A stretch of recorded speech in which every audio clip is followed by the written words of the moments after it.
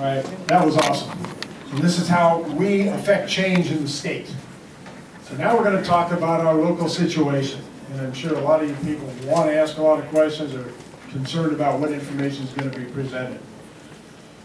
Our next speaker is Mr. Blake Moore. And just a little bit about him. Blake Moore is a lifelong Tennessee resident. He's lived in Loudon County since 2013. He's fiscal conservative with a master's degree in organizational management and has over 3 decades of executive level leadership experience in multiple industries, including broadcasting, marine, mobile, hydraulic systems, and molecular diagnostics. He also has been a senior management consultant with market-leading recreational products companies and was a reservist with the United States Army. Yeah. So Blake enjoys outdoors with his family as well as painting, woodworking, and following his favorite Tennessee sports teams. Go Vols. He and his wife Donna currently travel around the United States judging competition barbecue and volunteering his skills in sales and marketing with various foundations. So with that, I give it to Mr. Blake Moore. Thank you. It's always a mistake when they let you write your own bio, so you can put anything in there, so it doesn't mean it's true. I will promise you that I will make this quickly, but I wanted to get some basic information out. Also, just as a point of notification, if you see my hand shaking, it's not because my wife beats me all the time and tries to kill me. It's a palsy thing that's hereditary, so I like to say it's her fault, but I really can't in this case. I think it's important that we start with this, and it's the difference between a politician and a statesman. A politician will do or say anything to get elected or to retain power. And a statesman, the difference is someone who works for the common good of the people they represent. And unfortunately, we have far too many politicians in Loudon County and very few statesmen.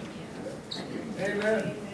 So what does the View, Oprah Winfrey, and Loudon County Commissioners have in common? If this was a Loudon County Commission meeting, they would put out an agenda, and sometimes they would follow the agenda, and sometimes they wouldn't. But they would tell you, get a couple of minutes to talk, but after that, sit down, shut up, and don't interfere with what we're doing. Of course, with Oprah, from a taxation perspective, everybody gets something for free when you come to them, especially if it's ARPA money. Now, some of the commissioners will tell you that the ARPA money is free money. It's from the federal government, it doesn't matter. But I guarantee you, every one of you paid your tax dollars. I hope you did. And that's where the ARPA money came from. So just keep in mind that now all of a sudden somebody might say that that's an old picture of the Loudon County website, but that's what's on our current website. Unfortunately, we have a gentleman on there that passed away. So have you ever wondered why?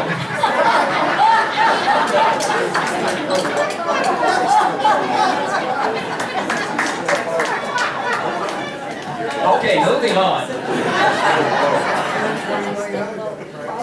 Yeah. Have you ever wondered why Loudon County Commissioners do not have a long-range planning for budgeting? Even today, if you look at the county website, it only shows a proposed budget when they've been spending for almost half a year. Anybody have any idea why? Just make sure you follow the money. For example, the new courthouse. Costs have skyrocketed, project is years behind schedule, change orders occur monthly, and there's no accountability for budget compliance. The new satellite county clerk office. Why are we building it? They spent $1 million for a building that sat vacant for a long time, with no evidence of negotiation. New expenditures are approved every month for upgrades, and we were told that it was for convenience for that part of the county. However, if you look, there were already 3 sub-locations that you could go to for certain things related to the county clerk office. So again, was there that immediate need when we had supposedly a bigger issue associated with schools? The new website. A recent agenda item that was put on the county commission's agenda, they were supposed to be talking about a company that was already previously vetted. Unfortunately, a bait and switch occurred during the commission meeting when they replaced it with another website developer because, in their words, it's free. Why would you not like it? It's free. You gotta like it if it's free, right? Well, unfortunately, because we didn't know about it prior to the meeting, They put another company in place, they voted on it, approved it. Again, the new provider may be the greatest company in the world, absolutely. And if the pricing is the way they say it is, and the provider can do things for us like getting rid of pictures that have previously deceased people on it, it's probably going to be a good thing. But we just don't know because it wasn't on the agenda for that particular one. There was a backroom deal. Something happened prior. We don't know what that was. ARPA funds, again, free money, right? You don't have to worry about it. Well, $5 million was given to commissioners for their own discretion to spend on whatever they wanted to. Pork barrel project, that's okay. The federal government took $1.9 trillion of our tax dollars and gave it away for basically anything governments wanted. Jordan told you earlier, there's not a lot of restrictions on what county governments can do, including buying uniforms to Little League baseball teams, payments to private organizations, etc. It occurred. Lawsuits. Why are we spending hundreds of thousands of dollars on attorneys and lawsuits to sue Lenoir City?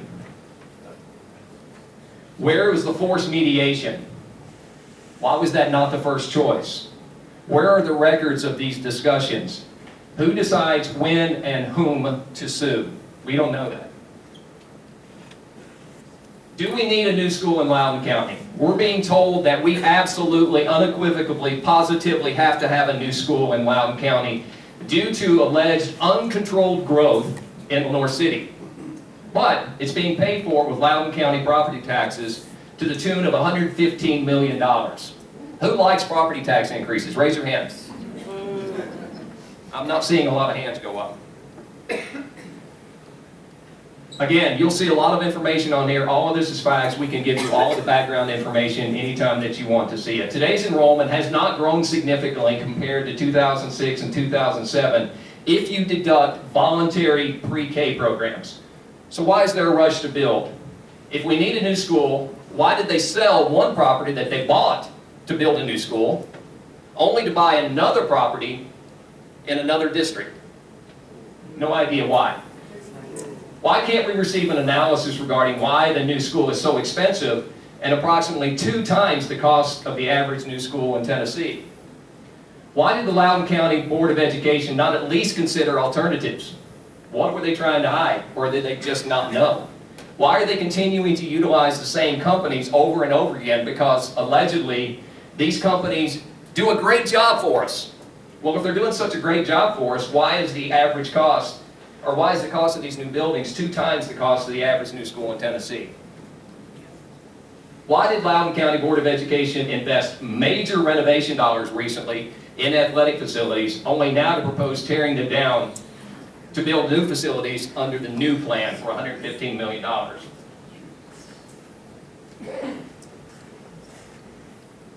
This is not us saying this. The United States Supreme Court addressed the issue of right to school attendance in the case, because they'll tell you, we have to put a school out there for Lenoir City, even though Lenoir City has their own school district.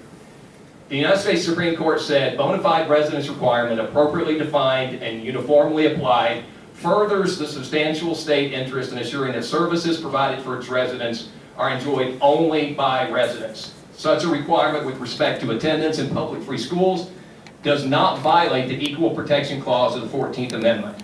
If Lenoir City does not have to take students from Lenoir City, and that's presumably the reason why they needed a school, then why are we doing it?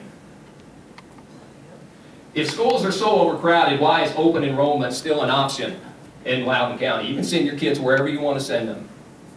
Why are valuable classrooms being used for voluntary pre-K programs? When studies have shown, and we can show you the studies, that have shown the long-term efficacy, it diminishes over time. Why are pre-K students that are not economically disadvantaged, which was allegedly what this was developed for, allowed to attend tuition free? Why are new classrooms significantly below, our current classrooms, significantly below mandated teacher-to-student ratios in our state? If the new schools are such a burning need, why are there no studies defining the need? Why can't they show their work? I can guarantee you if you do an open records request, you're not going to get anything. Myself and others have done it. They'll tell you, we don't know, but we know we need a new school. Well, why do you know you need a new school? Well, we just know. That's what we hear. So we did our homework. If you watch the meetings online, because I know not a lot of people attend the commission meetings, but Commissioner Shaver stated that he deferred to Loudon County Board of Education to justify the need for the new school. However, when the Board of Education director was asked where he got the information, he said he got it from Mr. Shaver.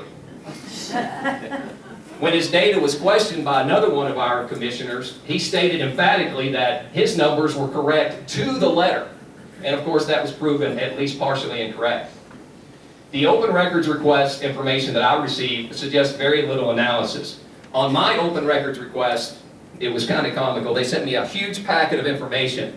That huge packet of information showed that they had only discussed at 2 voting meetings over the past 4 years why they needed a new school. Did they vote on anything at those meetings? No. Did they discuss it very long? 1 minute and 18 seconds over 2 meetings.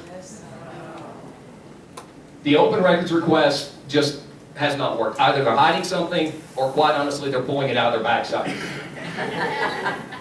Most importantly, do we already have the capacity for growth in our schools? And then, last but not least, who's managing the timing of the bonds? We know that hopefully the interest rates are going to keep coming down. Now, our mayor will tell you that, well, if we take out a bond right now, we can always refinance it. Those of you who've ever refinanced know that there's a cost associated with that. So if you want to look at some of the numbers, Tennessee Code 49 is what manages this. The maximum average student-to-teacher ratio is 25 students to 1 teacher. Currently, Loudon County is at approximately 13.5 students to 1 teacher. We could almost double the classroom sizes and still be within Tennessee Code 49 guidelines. Not to mention the 9 classrooms at least that are currently being utilized for 3- and 4-year-olds in pre-K. If you want to see the numbers, those are the numbers directly from the state about elementary, middle school, and the aggregate for all of those. And at the very bottom, you'll see Tennessee Code 49. Grades K through 3, the maximum classroom size is 20 to 1. The grades 4 through 6, 25 to 1, and grades 7 through 12, 30 to 1. Now, I'm not saying we need to shove a bunch of students into these classrooms, but I am telling you that we have other options than what we're being told about. Again, if there's such a need, why are there not more records that we're seeing to prove this needs? We can tell you, I can show you the data, I've got some of it here. There's no planning. We're just turning this over to people that are in it for profit, and they are absolutely going to do whatever they can to maximize their returns. The Board of Education has basically shown an attitude of, give us the money, we'll damn well show you a way how we're going to spend it. That's exactly what they're doing. So why was the county continuing to reallocate prior school funding to county general spending for many years? Those of you who don't know, the county commission can and has reallocated money that was given to them in tax increases, and they're just reallocating to however they choose to do it. They use the term pennies to make it sound like it's not that big of a deal. Pennies matter. Loudon County currently operates paycheck to paycheck, as there is no published long-range economic development documents. They're just not there. Go to the website. I don't want to punish you by making you do that, but look for them. The 2024-2025 budget is still in a proposal status. Again, it was adopted months ago. At one point recently, the general fund was down 42% just since the initiation of the 2024-2025 budget. Now, they will tell you, well, that's normal because the money hasn't come in, and the money's going to come from here, and it's going to come from there. I know if it was my own bank account and I was down 42%, my wife would be asking me, where's the money coming from to pay for your bills? She would quickly say that, right, Donna? Loudon County has dropped from, I think, the 2nd lowest property tax increase to Tennessee. Now we're in the middle of the pack with just 1 property tax increase. Again, in 2022, the Economic Development Agency, the EDA, put together a program called Thrive to help us understand what the future should look like in Loudon County. Now, trust me, I'm not saying it was a perfect plan. It wasn't. But at least it was a start. Can anybody tell me what the county has done with that plan since then? I can tell you, nothing. If we have all of these looming crises out there, why is there not more proven, documented planning? Jordan told you, they don't have to tell you. They don't. But is that the type of people you want running your county? My goal in presenting this information is not to attack anyone. I promise you that. There are better things that I could do with my time than stand up in front of you. I love you guys to death, but the reality is you've got better things to do than stand here, listen to me, run my big mouth. But the reality is we need each and every one of you to become engaged. We need you to understand what's going on, and we need your help. What we're asking you to do, follow their voting patterns. Unfortunately, a lot of the voting is driven from a very small minority on our county commission. Please look at their voting patterns. See what people are doing. Watch the number of times when decisions are made behind closed doors, as it was with our website. Determine who the real decision makers are in Loudon County. Does one person manipulate most of the conversations? Yes. Do they do long-range planning? Doesn't appear like they do. Do they publish final budgets or just proposals? Follow the money. Again, pennies matter. We cannot sit on the sidelines. We've done this 2 months. There's a lot of people saying that as long as we don't have growth in the county, as long as we don't build more new houses, I'm okay with whatever they do in the county. It's gone beyond that. We have to become engaged. You have to educate yourself, please, on what others are doing, motivate yourself and others to make a difference, participate in fact-finding, rallies, social media, and attend meetings, please. Demand the commissioners and the Board of Education show their work and show us the alternatives. If they're out there, why are they not published? Why are they not public record? Why can't we get them? The line I like to use, in God we trust, all others we monitor. It's critically important that we monitor the people that are spending our tax dollars. Loudon County does deserve better. Questions? Yes, sir. I'd like to ask you a question, but also in a sense make a statement. And that is, given the terms of new political alliances here in the United States and a new administration coming in on the 20th of January, I personally believe, speaking as a former retired federal law enforcement officer in the immigration area, there's going to be a mass amount of people leaving this county as well as others. Traditionally, when you have mass deportations, you have many people will self-deport. They will leave on their own and they'll take their kids with them. Is there any kind of a study as to what percentage of people in our school district are actually here from other countries, and how many of these people's parents are illegal aliens, not U.S. citizens or resident aliens? Because I do believe that will affect the need for public schools in our county and in others. Thank you for the question. I can tell you that we do have data that shows where the people allegedly came from and their countries of origin. Unfortunately, if they're not documented, we're not going to know that. And that's one of the biggest challenges you have whenever you have a lot of people working in your county that, quite honestly, are not documented, may even be able to vote, and we're not even sure about that. But yeah, the county school board will tell you some numbers, but unfortunately, if we don't know about them, they're not going to know about them either. Good question. Yes, sir. I have a question for the school board. Our ratio is 14-1. We should have the best educated kids. No, why not? Yeah, it's a good statement, because if you look at some of the countries that people always point to at having great students and great educational services, if you look at the country of Japan, a lot of people say that Japan and China have a lot of great students and they come over here and they're able to do great things. If you look at Japan, their student-to-teacher ratio is about 30-1, and in some cases higher. So if they can have that high of a teacher-to-student ratio, and they can have incredibly well-gifted students that are doing great in the basic core competencies, why can't we? With a much lower teacher-to-student ratio. Yes, sir. So I was at the meeting last time, Jim spoke, and he asked the people. Hold on, let me get you. I was at the last meeting when Jim spoke, and you communicated that you have an opportunity to go back and reverse this decision. Correct. My question is, you showed a picture of the 6 people Yes. who voted for this. Do we know, I mean, we know why 1 or 2 people voted for this. Do we know why the other 4 people voted for it? That's my question. Because how do we go about getting them to undo what they did? Take that. I believe that our county commission is out of control. All right, I'm telling you that right now. They don't listen to the people. They have several people that had some common sense to know that the 20-some people that got up to speak asking for a needs assessment and a Tennessee DOT traffic study, it wasn't there. They never showed it to us. They just said, we know better than you do. But thank God we had 4 county commissioners that voted against the tax increase. One of them, if any of you are from Tellico, I think a lot of you are, Henry Cullen, who's the chairman of the commission, he voted against the tax. So, thank God. Rosemary Quillen, she's present here in the audience. She voted against it.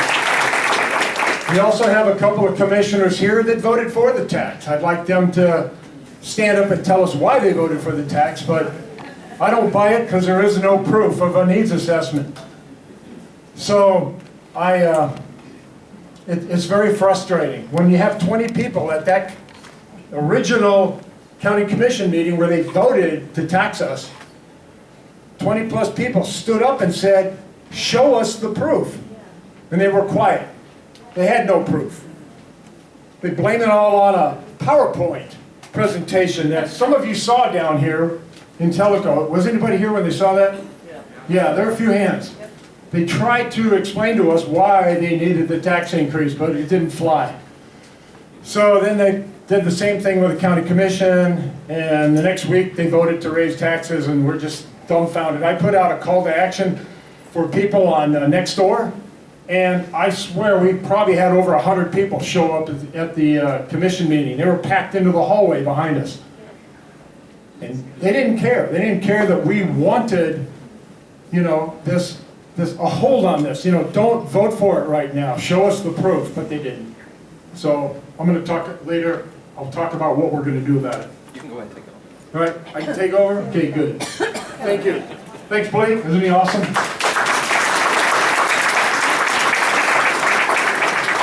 And I apologize right now to anybody who thinks I'm kind of over the top on energy, but I'm really upset with what's going on here in the county.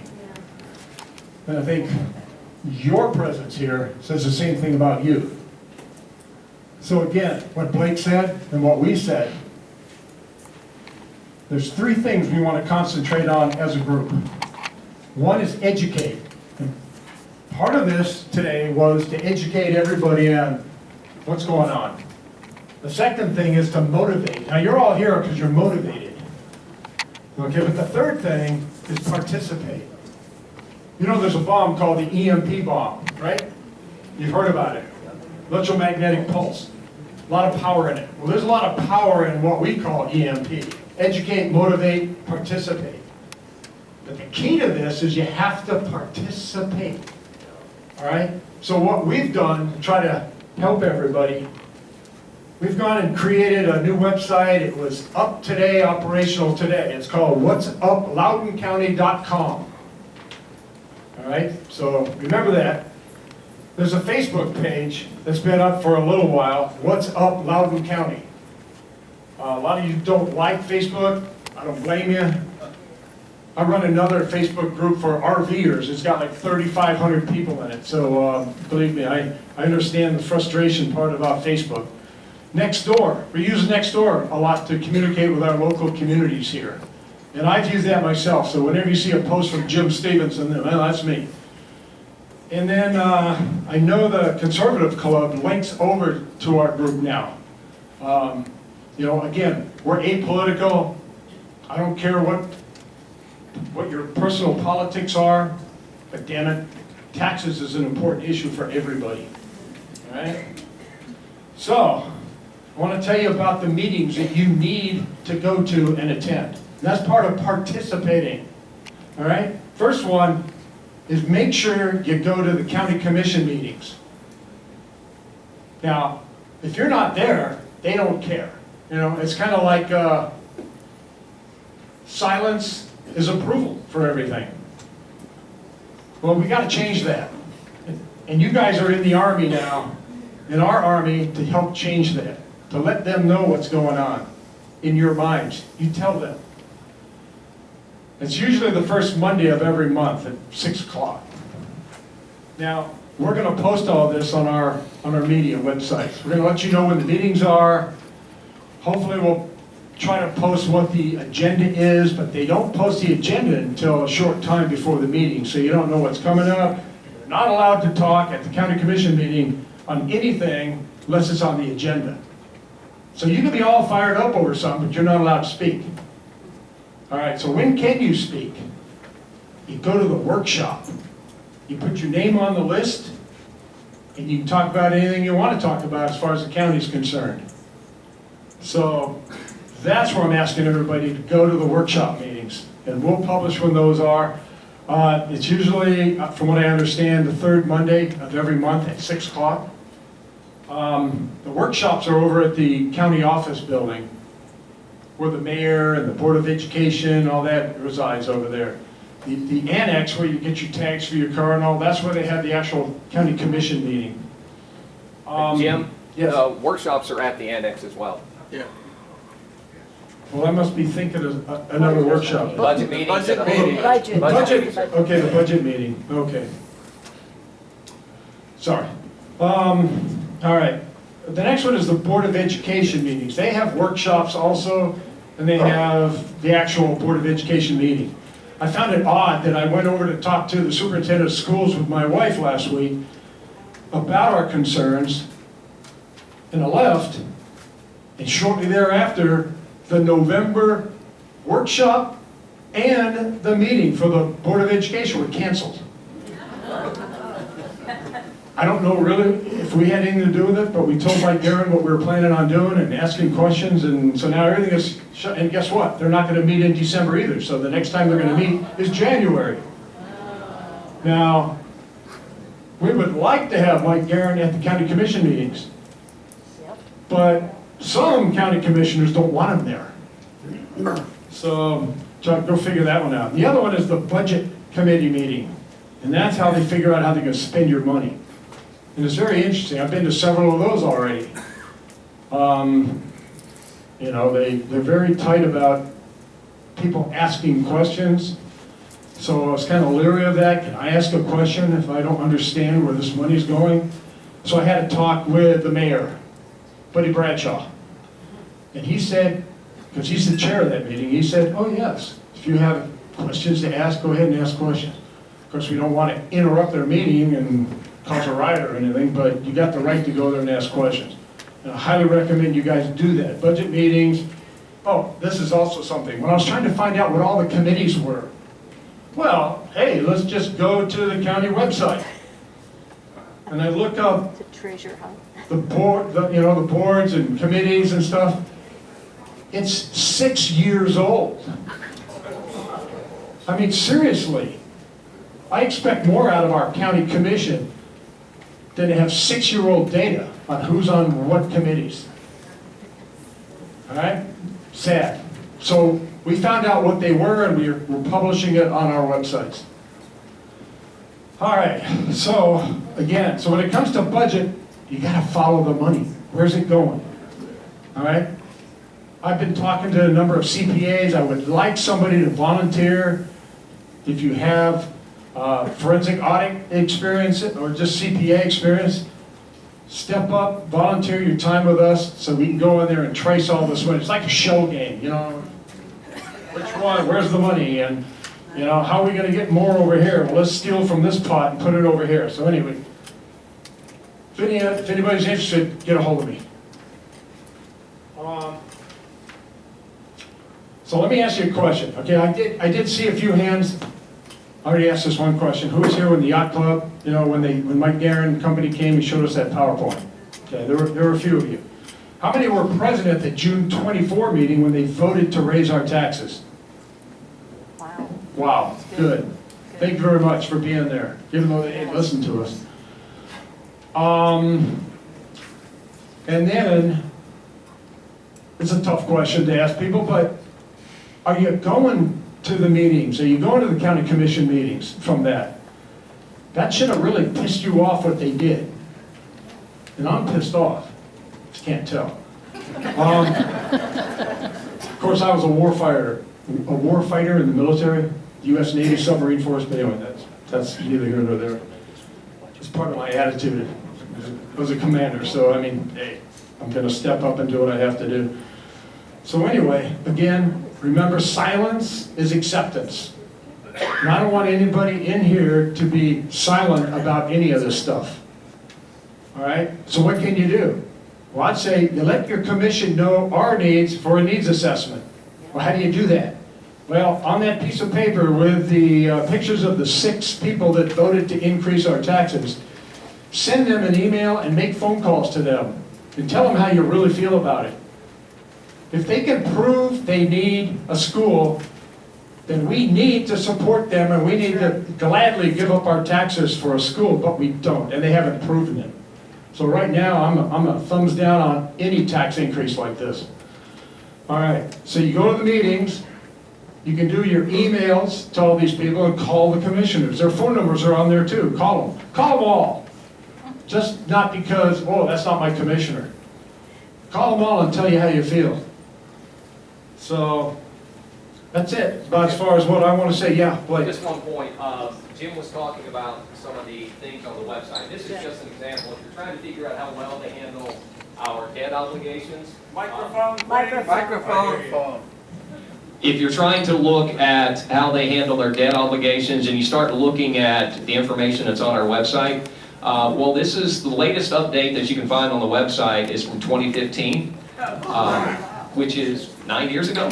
So I don't have a lot of confidence in their ability to manage it because, again, if it's that important that they're going to be managing our debt for us, why is it not on the website? Yeah, I just got one question.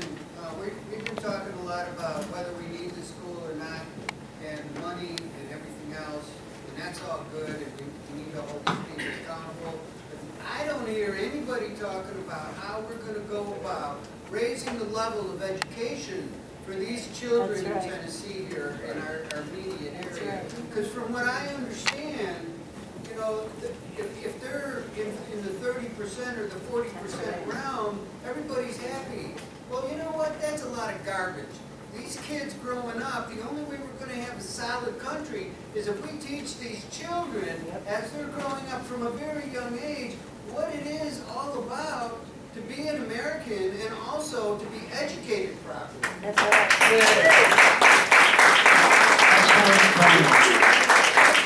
Part of it. Let me comment on that just a little bit.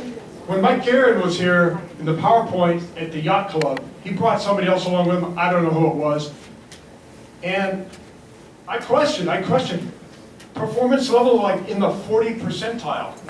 40 percentile. And I questioned that. Let me address that as Yes. well. About a year and a half ago, we made a very big effort on behalf of the Conservative Club to bring a charter school to this area who was willing to build at their own expense a new school in which their students perform in the 75 to 85 percentile, even in downtown Atlanta, with a 90% African American base of children. 85% they were performing at in that school. And no commissioner that I approached even wanted to discuss it. It's horrific. And this school is absolutely phenomenal, has produced phenomenal results, and they were willing to spend $3.5 to $5 million to build a brand new edifice. I was told, and they only do grade schools, and I was told, well, we don't need a grade school. Well, you could have taken a grade school and made it a middle school. You could have made a middle school a high school if you needed more capacity. This was an absolutely free edifice to the county. The only thing, they had to pay for the upkeep, but they have tremendous results they didn't even want to talk about. I got a question to follow right on from that, but a suggestion for all of us first. We all need to email Lowell Russell or Monty Fritz to ask them to get legislation into the legislature in the next session, providing that property tax increases have to be subject to a referendum. Now, I'm not expert on this particular kind of legislation, but as a retired lawyer, I don't see why that legislation couldn't say you get a retroactive referendum on property tax increases in the last year, the last 2 years, whatever. I know Lowell Russell pays attention when we send him emails. He keeps track of that in a spreadsheet, and if he heard from everybody in the room, that would have an effect. My question is as follows, right on from what Rick said. I understand that Concord Baptist Church in Farragut offered, yeah, well, will you, and you've dug into the background of this, is part of this commissioners favoring one particular church over another? Yes. They don't want the competition. They don't want the competition. Great questions. What you bring school. I went with a group of people, went over to the senior pastor at Concord Baptist, had a long talk with him. Also went to some of the presentations that they did at locations near where they're going to build the school. And there seemed to be mixed opinion about, do they want the school there, you know, the people that live there. I feel that the county commission is going to put their foot in the aisle and stop Concord Baptist from using their own money to build their own high school up there in our county. They're gonna trip them up and say, we're not gonna zone it and allow the zoning for this school and prevent them from building it. I think it's disgusting. Yes? Will these slides be on the website, what we've seen today? Blake, What was the question? Yeah, we can. we gotta put the slides that you showed on the website. Yes. Yes. All right. Aside from the residents of Tellico Village, does anyone have their finger on the pulse of the rest of the community outside of Tellico Village who is also getting a tax increase? Does anyone else besides us care? Well, I can tell you that I don't live in Tellico Village. I live in District 1, which part of that is Tellico Village, and the vast majority of it's not. What Jim has in his hand is over 2,000 signatures. Yes, these are signatures of our fellow county residents who put their names on the same petitions that are on the table over there, saying no, they're fed up with this. And they want a referendum. They want the county commission to come to their senses and vote this tax down. And at the last county commission meeting, I stood up there and I addressed the county commissioners and I said, please, I showed them this pile. All right, there's 8 of them on a page. Look at it. I just did this in a matter of a short couple of months. They're up for re-election in 26. And I'm going to use this, if I have to energize. Remember, we got to energize, educate, energize, and have them participate. Participate is going to the polls and voting these clowns out of office. All right?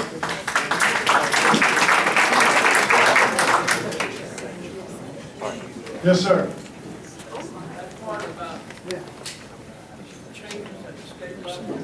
Yes. Changes at the state level, yeah. Sure. There is a change that's sitting in committee right now that has not come out of committee because of special interests and unions and other reasons. And you need to start sending your senators and your representatives that these changes need to be enacted and come out of committee, because that would answer a lot of your questions right now. Okay. So if you can remember, you have 15 minutes, send a note off to them. Go get the microphone. Any other questions? Jim? Yes. Hey Jim, can you just, 2 things, can you repeat the websites you're talking about communicating to make sure we load that? And then second of all, and on that website, can it also be put on when these 6 people are up for re-election? Oh, absolutely. And the piece of paper you have in your lap show they're all of them, all 10 county commissioners are up for re-election at the exact same time. So we're supporting the 4 that voted against the tax. But yes, we'll put that on our websites. And the website is whatsuploudouncounty.com. And then Facebook is What's Up Loudon County. And then I'll be posted on Nextdoor to cover anything else that people miss. Jim? Pat wants to say something. Yeah, you need to run against them. Real quick, I am Pat Hunter. I live in the 5th District. My 2 commissioners were here. They both voted for the tax increase. But I'd like to share some quick information. You know, we talk about the feasibility study. Back in 2006, September 11, 2006, and you can see this on their archive website. It said that they voted, the commission voted for an ad hoc school feasibility study committee. It was passed and approved. It was urged by Mayor Arp at the time. So, commission did do a study back in 2006, and oddly enough, Commissioner Shaver was on county commission. So he knows about a feasibility study. He knows the importance of the study. He knows the importance of the demographics and the information on growth. And the other thing is, it was started by the mayor, so our mayor could do something, because this happened years before the actual implementation of the tax increase in 2011. So they can and should be proactive. There's nothing to stop Mayor Bradshaw and the county commission to doing this study. It was initiated by the county commission, and we can do the same thing now. The other thing is, when we're talking about a tax increase, back in 2005, when my commissioner, Shaver, sat on county commission. Now, he didn't vote for this, but it happened. The certified tax rate was exceeded, and it was let me look here. It was 21% above the certified tax rate. That was 32 pennies over the certified tax rate. It literally went from $1.52 to $1.84. In 2011, when we had the 20-cent property tax increase, it was 20 pennies, but oddly enough, they only needed 12.60. So, I mean, they needed 12 pennies. So they took 8 extra surplus. They gave them back in 2014, 4 pennies, but they kept the other 4. So these are facts. They're on the website. They're on the minutes. I could provide this to the group. But this information is important, because when they say, well, we haven't taxed you, they have. And they have taxed us considerably. Thank you.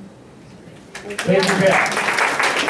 All right, we got to wrap this up, because I think there's a ladies' luncheon that's going to go on down here. But before you guys leave, what are you going to do today? You're going to call, you're going to email, you're going to make your presence known. And you need to start doing that. You need to start coming to the meetings. Connect with us on the websites and all that, and we'll try to lead you in the right direction here. But thank you all for your participation. Hope you